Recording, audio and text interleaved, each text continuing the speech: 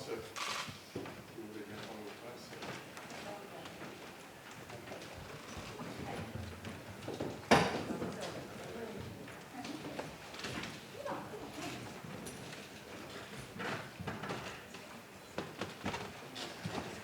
Bonjour et bienvenue à la conférence de presse pour Fouécourt, qui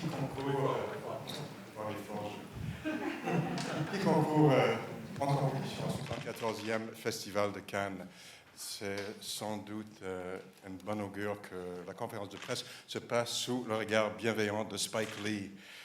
C'est un grand plaisir de vous présenter de nombreux participants au film des artisans.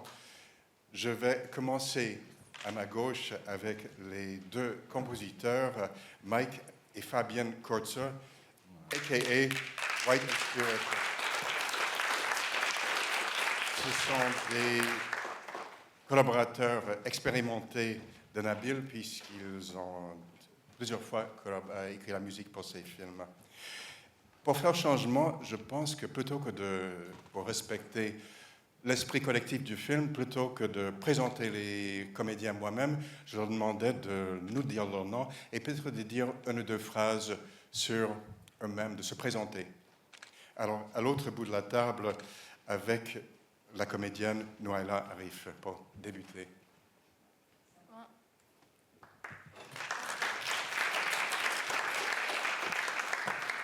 Voilà, est-ce que vous pourriez nous dire un ou deux mots sur vous-même?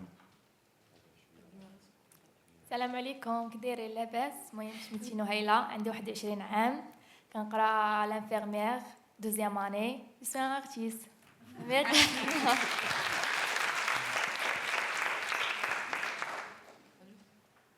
Donc elle s'appelle Nouhaila Arif, elle est en deuxième année d'infirmerie et artiste. Voilà.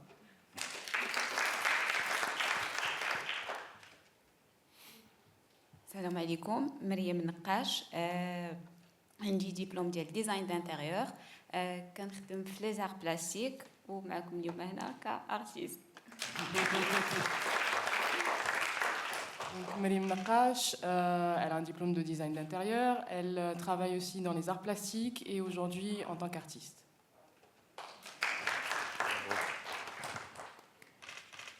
اسماعيل أدواب 21 عام دبلوم انجي de son. Donc Smaïl Edoueb, 21 ans, diplômé en ingénierie de son.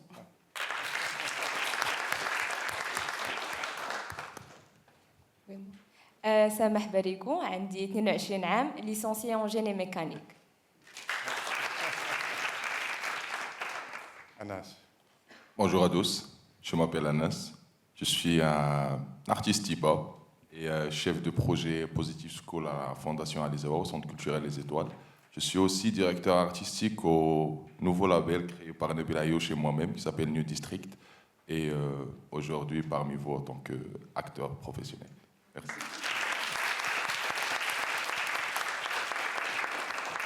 Et ensuite, the leader of the band, il s'agit de son 7e long métrage, sa 3e participation à Cannes après Much Loved et Le Chevaux de Dieu, le réalisateur, le scénariste et le producteur Nabil Ayouch.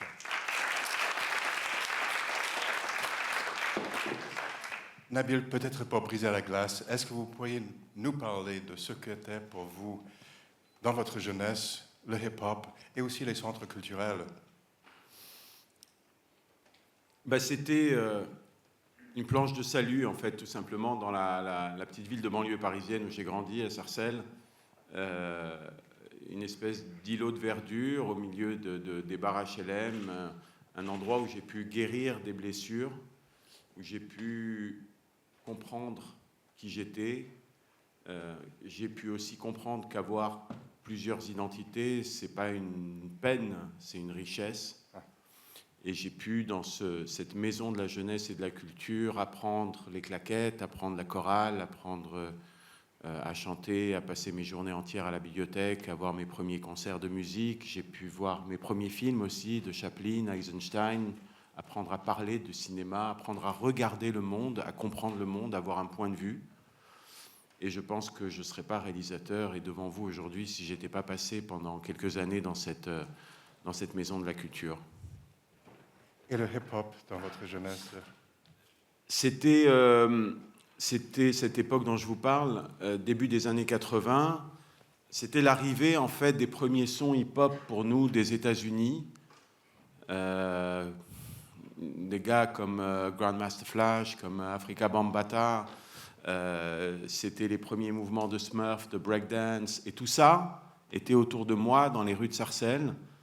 Je voyais cette musique des ghettos, cette musique de revendication sociale, politique arriver. Et je voyais à quel point elle était puissante. Et à quel point, nous, dans les banlieues parisiennes, on pouvait s'en emparer pour en faire à notre tour un outil de revendication. Et c'est ce qui s'est passé. Et j'ai assisté à ça comme un petit enfant émerveillé. Ensuite, le hip-hop en Europe m'a un peu moins intéressé parce qu'il est devenu un peu plus bling-bling, un peu plus égocentré. Sauf que des États-Unis, et Agnès l'explique très bien dans le film, il est allé vers l'Europe et ensuite il est redescendu dans le monde arabe et on le voit.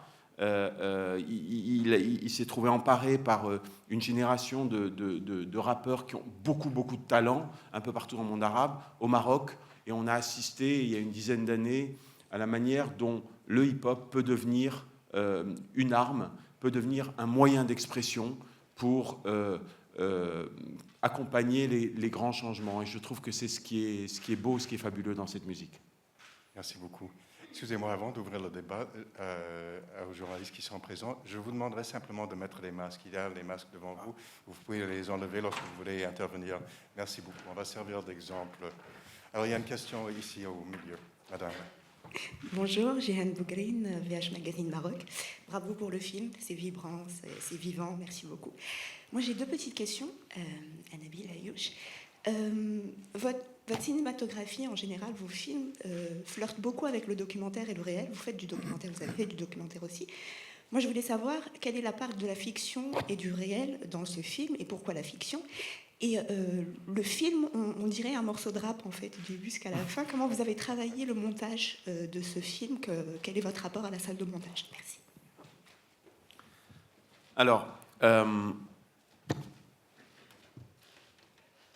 tout a commencé, l'histoire du film, le jour où, dans ce centre culturel à Sidi Moumen, donc, que j'ai créé avec des amis, est arrivé ce monsieur à ma droite, Agnès, et il nous a dit, voilà, je suis un ancien rappeur, j'ai plus envie de rapper, mais par contre j'ai envie de transmettre les valeurs et la culture du hip-hop aux jeunes. Et pour moi, la notion de transmission, elle est fondamentale. Vous savez, j'ai grandi avec une mère qui est professeure, et je sais ce que c'est que donner, transmettre aux jeunes. Les héros de mon enfance, c'est des profs, c'est des éducateurs sociaux. Et donc on lui a dit oui, avec Sophia, qui dirige le centre. Et il a commencé un travail absolument extraordinaire avec ces jeunes. Et j'étais là en tant que témoin privilégié. Je les regardais, je les observais, je les admirais. Je venais assister aux cours, je venais assister aux concerts. Je trouvais qu'ils avaient un talent fou. La plupart sont autour de cette table, d'ailleurs, aujourd'hui. Et un jour, j'ai demandé à les rencontrer. Agnès a organisé une rencontre qui devait durer une demi-heure, qui a duré 5-6 heures. J'en suis ressorti bouleversé et j'ai décidé que ce serait mon prochain film. Et c'était il y a 4 ans. Et le travail, ensuite, a commencé de manière un petit peu particulière. Je ne savais pas du tout où j'allais aller au départ. Je savais que j'avais envie d'aller capter cette réalité. J'avais envie d'aller capter cette authenticité. J'avais envie de comprendre ce qu'il y avait derrière leurs mots, derrière les corps en mouvement, d'où ça venait. Ils m'ont fait l'honneur de s'ouvrir à moi. Et j'ai commencé à écrire un film, à tourner, à monter, et de nouveau à écrire, à tourner, à monter pendant 3 ans. Dans une liberté la plus totale, et je tiens d'ailleurs à remercier mes partenaires, ceux qui m'ont accompagné, parce que c'est rare pour un réalisateur de pouvoir avoir des partenaires qui comprennent cette méthode de travail et qui acceptent de jouer ce jeu-là. Et petit à petit, en fait, je me suis dit que je n'avais pas envie d'aller vers un documentaire. J'avais envie d'aller construire une histoire avec leurs histoires, dans laquelle je me reconnaissais en chacun et en chacune d'entre eux, y compris Agnès. Et ça s'est fait doucement, progressivement, avec toujours une volonté très forte de brouiller les frontières, qu'on ne sache jamais où commence la fiction, où elle s'arrête. Nabil, puisque vous avez parlé des comédiens qui vous entourent, j'aurais dû mentionner aussi que nous en avons plusieurs ici dans la salle. Malheureusement, il n'y a pas de place pour accueillir tout le monde à la table, mais nous sommes ravis qu'ils soient là pour présenter le film et pour accueillir les applaudissements les plus chaleureux du public. Oui, il y a Mehdi, il y a Amina, il y a Abdou et il y a Zineb qui sont là dans la salle.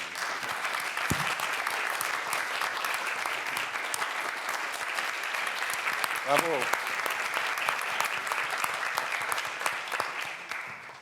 Chad, you had a question. Il y a la traduction par les écouteurs. Chad va parler en anglais.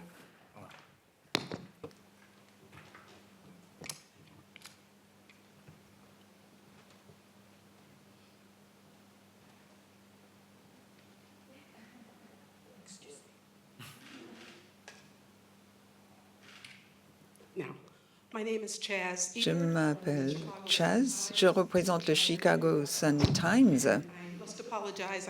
Désolée, je dois poser ma question en anglais. Monsieur Ayush, je suis ravie de vous voir avec tous vos acteurs à la tribune et dans la salle. C'est vraiment une tribune du monde. Je viens assister à ce festival depuis des années. Et il y a une sorte de jeu que jouent la presse et les critiques. Ils disent, qui est le président du jury?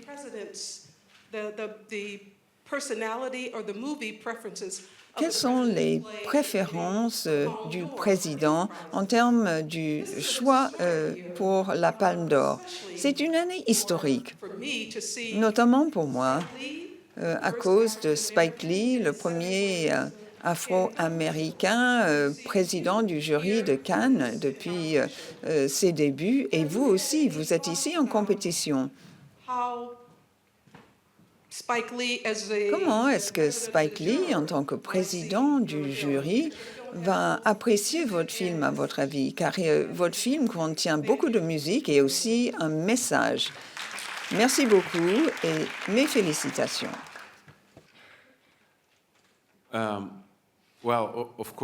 Bien sûr, pour moi, c'était une très bonne nouvelle quand j'ai appris que Spike Lee allait être président du jury. Je le respecte beaucoup, j'adore ses films. Il m'a tellement inspiré en tant que citoyen et réalisateur. Oui, vous savez, on ne savait pas du tout ce qui allait se passer cette année. Le film était déjà prêt l'an dernier pour le festival 2020 qui n'a pas eu lieu. Et j'ai décidé donc d'attendre et de voir ce qui allait se passer. Et puis voilà, hier soir, on a eu la projection et je suis ravie d'être ici cette année. Bonjour, félicitations Nabil Ayouch et à toute l'équipe. Félicitations Anas. Merci beaucoup. Un rôle magnifique. Donc, en regardant le film et connaissant votre filmographie, Nabil, enfin, la distance entre Sarcelles, en France, et Sidi Moumen à Casa, elle n'est pas très longue. En fait, les souffrances sont les mêmes, les douleurs sont les mêmes. HLM, bâtiment à Sarcelles, et bidonville à Sidi Moumen. Donc, ma question, à chaque fois qu'il y a une touche autobiographique de Nabil dans un film, c'est une réussite. Mais est-ce que vous pouvez confirmer, ou plutôt me rectifier, que c'est le film le plus autobiographique de Nabil Ayouch? Merci. Non, c'est effectivement mon film le plus autobiographique, parce qu'il fait appel à des moments de vie de mon enfance, parce que quand j'ai commencé à comprendre et à connaître mon identité marocaine, c'était grâce à la caméra, c'était grâce au cinéma que j'ai commencé à aimer aussi profondément le Maroc, l'âme marocaine, et découvrir ce pays sous toutes ses strates, sous toute sa diversité, en allant dans le Maroc profond, pas le Maroc des grandes villes que j'avais connues quand j'étais gamin, en allant rencontrer cette âme humaine, en allant dans le Maroc des périphéries, des banlieues, là où j'ai grandi, à Sidi Moment, par exemple. Et j'ai effectivement constaté que ce que j'avais vécu dans mon enfance, c'était exactement ce qui se passait dans des quartiers périphériques au Maroc. Et qu'entre la France, le Maroc, entre les grandes villes européennes ou même américaines, il y avait des similitudes. Il y avait cette absence de reconnaissance, de lien social, le fait de se sentir comme un citoyen de deuxième catégorie, ignoré, oublié du centre. Et que ça, s'il n'y a pas quelque chose qui va venir guérir tout ça, s'il n'y a pas les arts, s'il n'y a pas la culture, ben, très rapidement, ça peut se déliter, ça peut donner lieu à autre chose. Sauf que quand on dit à des jeunes, à Sidi Moumen ou ailleurs, que la violence n'est pas et ne doit pas être une voie d'expression, si on ne leur offre pas d'autres voies d'expression à côté, on n'a rien fait. Donc, c'est ce travail qui m'a intéressé en créant ces centres dans le film, et c'est aussi effectivement de dresser des ponts, des liens entre mon enfance et ce que j'ai découvert plus tard, et la manière dont, avec le talent que vous voyez et que vous avez vu hier de ces jeunes, ils arrivent à se raconter eux-mêmes et ils arrivent à écrire le propre récit de leur vie pour que d'autres ne viennent pas l'écrire à leur place. Bravo. Anas, vous avez une présence cinématographique incroyable. Votre visage, votre regard porte beaucoup, votre présence porte beaucoup le film sur vous. Est-ce que vous pourriez nous parler de votre rencontre avec Nabil et de l'évolution de votre travail? Ce que je pourrais dire de plus sur ma rencontre avec Nabil, c'était le premier jour où je suis venu au centre avec cette idée de créer cette classe ou ce programme dédié à l'apprentissage et à la pratique de la culture hip-hop. Et c'était en fait une journée assez spéciale où Nabil était venu assister à une de mes créations artistiques qui l'avait beaucoup inspiré et attiré son attention, de façon à ce qu'il continue de suivre le projet de très très près pendant presque une année. Et au milieu de cette année, on a eu plusieurs échanges, plusieurs rencontres au sujet du travail que je fais avec les jeunes, du hip-hop au Maroc, du hip-hop un peu partout. Et sur ce que ces jeunes ont envie de raconter, etc., ce qui les amène vers nous, en fait. Et jusqu'au jour où on a organisé cette réunion entre moi, Nabil et les jeunes, une rencontre où Nabil, il voulait les rencontrer personnellement, écouter ce qu'ils ont à dire. Et à ce moment-là, tous les jeunes, ils ont partagé avec nous leur histoire, leur quotidien, leur vérité. C'était très, très touchant, très inspirant. Et je pense que c'est de là où est venue en tout cas l'idée du film. Merci. On va peut-être revenir justement au point de vue des autres comédiens, mais il y a une question dans la salle. Oui, madame. Bonjour, Fanny Lagodama, ici pour Africiné. J'ai trois petites questions. Je voulais savoir comment vous avez travaillé sur la musique de ce film. Une question pour M. Bazbouzi aussi sur le fait, qu'est-ce qu'on ressent quand Nabil Ayouch vous demande de jouer presque votre rôle finalement? Qu'est-ce qui vous passe par la tête? Et à tous les acteurs qui sont là, qu'est-ce que ça fait d'avoir Nabil Ayouch en metteur en scène? Qu'est-ce qu'il vous dit? Qu'est-ce que vous ressentez? Comment les échanges se passent? Parce que vous n'êtes pas des professionnels non plus. Et c'est Nabil Ayouch qui vous dirige. Et si vous pouvez nous raconter l'expérience que c'est. Et puis, dernière question pour vous, Nabil Ayouch. C'est la première fois, si je connais bien votre filmographie, c'est la première fois que vous dirigez un ensemble aussi vaste, aussi important. On le voit dans les scènes. Il y a des scènes qui sont magnifiques, où l'ensemble est vraiment mis en valeur. Comment vous avez abordé ces scènes? Comment vous avez travaillé cette musicalité? C'est aussi votre film le plus musical. Il y avait Whatever Lola Danse, où c'était de la danse, mais là, comment vous avez travaillé tout cela? Merci. Alors, la première question sur la musique. Alors, avec Nabil, on se connaît bien, en fait, et il nous a appelés pour ce film. On a décidé ensemble de venir au Maroc. On est venu à Casablanca, on a été dans le centre, on a visité la ville, on a rencontré les jeunes, et tout de suite, on va dire qu'on s'est attaché tout de suite aux jeunes qui étaient dans le centre. On a décidé d'enregistrer les artistes dans le centre directement. Et ça s'est fait tout seul. Je ne sais pas comment vous expliquer, parce que pour nous aussi, c'est autobiographique ce film, parce que ça raconte aussi notre histoire. Et on a appris beaucoup d'eux, parce que leur énergie, leur force, c'est celle qui nous animait, nous, quand on a commencé. Pour nous, la première fois qu'on a écouté du rap, c'était en 78. Et ça a révolutionné notre vie. On est rentré là-dedans très très jeune. On a commencé la musique, tout de suite on a su ce qu'on voulait faire en écoutant le premier morceau de rap. Et le premier morceau de rap qu'on a écouté, c'était comme un film pour nous. Voilà, on l'entendait comme un petit film. Et là, quand on est retourné, quand on est allé à Casa, avec tous les artistes qu'il y avait dans le centre, on avait cette même énergie, cette même force qui nous avait animés à nous. Et ça s'est fait vraiment naturellement. On a créé des liens très forts avec tous les artistes, avec Anas, qui était avec nous, qui s'occupait de la partie lyrics, parce que nous, on ne comprend pas l'arabe, il nous traduisait tout. Et puis voilà, ça s'est fait tout naturellement comme ça. Voilà. Et avec Nabil, on était hyper enthousiastes. Voilà, il y a une espèce de confiance qui s'est créée entre nous tous, qui a fait un espèce de noyau qui nous a amené à ce résultat qui nous touche beaucoup quand on regarde ce film. Voilà. La deuxième question, c'était le fait de jouer votre propre rôle.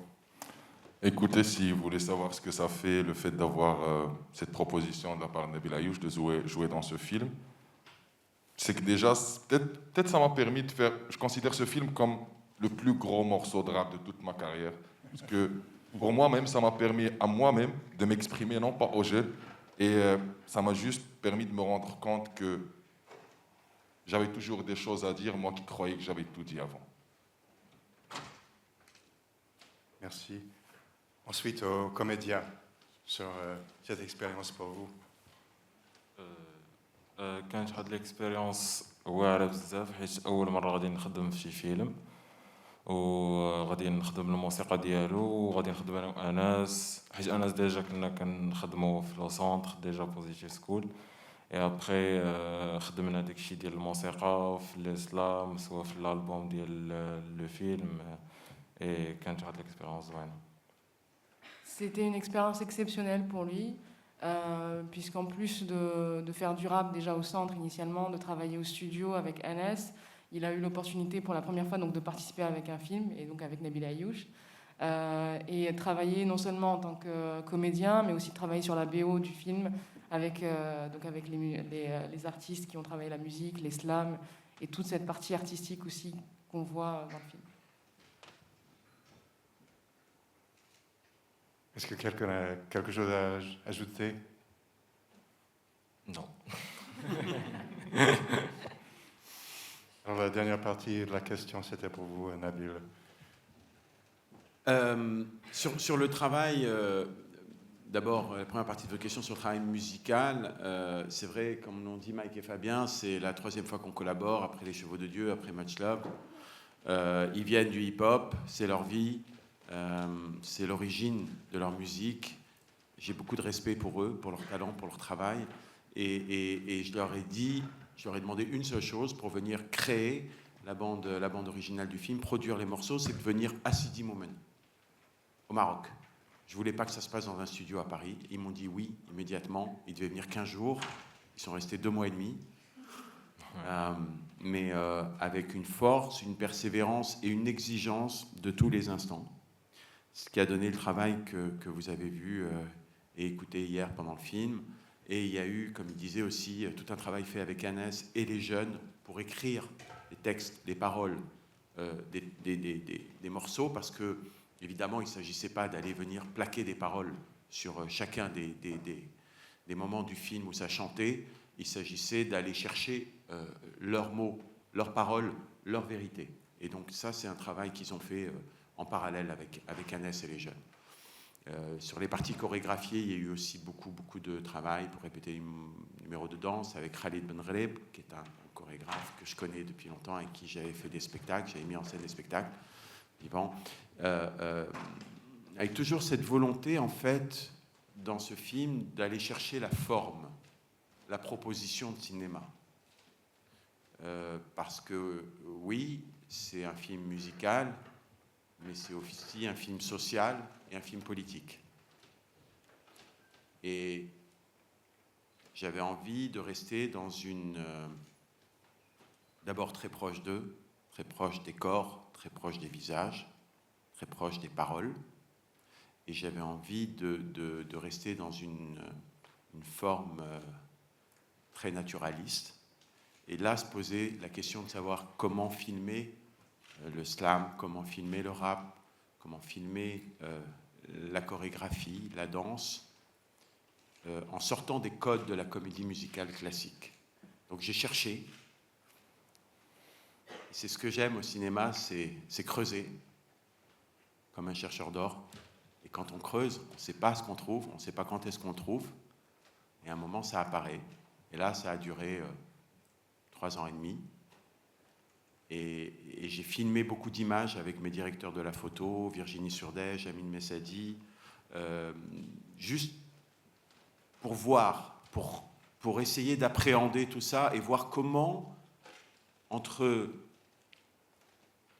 la classe, le débat, la danse, le chant, l'intime, on fait un film. Et le groupe, oui, vous avez raison, en fait, il était aussi large parce qu'il était constitué quand je suis arrivé. C'est la classe, la Positive School of Hip Hop qu'a créé Ahnès. Et moi, j'ai juste essayé de venir avec beaucoup d'attention, d'intérêt pour eux, trouver ma place dans ce groupe.